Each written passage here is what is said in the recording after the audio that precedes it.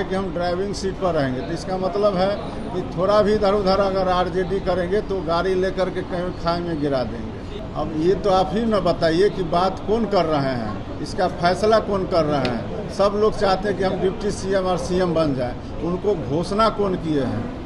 आज तेजस्वी यादव कभी बोले हैं कि हम इनको, हमारी सरकार बनेगी तो हम इनको मुख्यमंत्री बनाएंगे? कभी बोले हैं?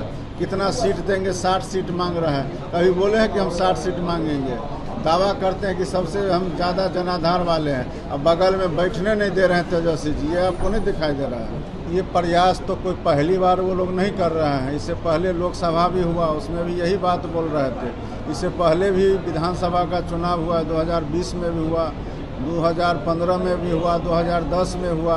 अब 2010 का रिजल्ट आप देख लीजिए, उसी का पुनरावृत्ति होने जा रहा है। और माननीय मुख्यमंत्री जी और जनता दल यू ने जो कहा है कि इस बार हम लोग 2025 में 225 सीट जीतेंगे, तो ये तय है कि इस बार जो है महागठबंधन कहीं नजर नहीं आएगा और निश्चित रूप से उसको हम लोग उखाड़ करके फेंक। महागठबंधन में सीएम के चेहरे को लेकर के जो कंफ्यूजन किया है, क्या लग रहा है चुनाव से पहले क्या महागठबंधन रहेगा या उसमें सिर्फ सीएम फेस के लिए ही नहीं लड़ाई है, अनेकों लड़ाई है।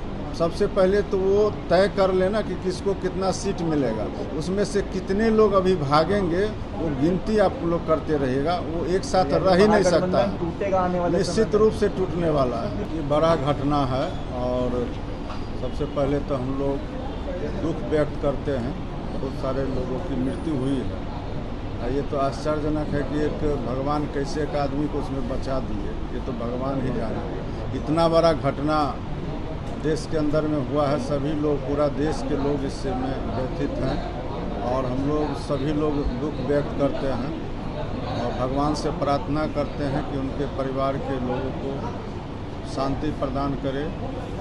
और हम लोग इसमें इससे ज़्यादा तो अभी कुछ कहने का हम लोग के पास भी शक्ति नहीं है। हम लोग माननीय प्रधानमंत्री जी आज गए हैं, या कल भी हमारे गृह मंत्री जी गए हुए थे वहाँ, और बहुत सारे जो देश के केंद्रीय मंत्री हैं वो गए हैं। सभी लोग इसके पर नज़र भी बनाए हुए हैं और ये बड़ा दुखद घटना है। और भगवान से तो हम लोग यही प्रार्थना करेंगे कि इस तरह का घटना फिर कभी नहीं हो। कोई टकराहट नहीं है, सभी लोग आपस में मिलजुल करके हम लोग काम करते हैं और हमारा एनडीए परिवार पूरी तरह से एकजुट है और रहेगा, और हम लोगों का एक साथ लड़ेंगे और सरकार बनाएंगे। मुकेश सहनी कहते हैं कि सहनी समाज और मछुआरा समाज जो है उनके साथ में है और इतना ज़्यादा साथ में है कि एनडीए चाहता है कि हम उनको साथ में ले लें। मुकेश सहनी को ये अगर इतना ही बड़े नेता हैं तो लोकसभा चुनाव हुआ था ना, और तेजस्वी जी के साथ 200 से ज़्यादा सभा किए थे। रिजल्ट क्या आया और कितने निषाद ने उनके कहने पर वोट दिया? कहने से कुछ नहीं होता है, और भीड़ किस तरह से आता है ये हम लोग को पता है। उससे ज़्यादा लोग हम लोग के साथ हैं और रहेंगे।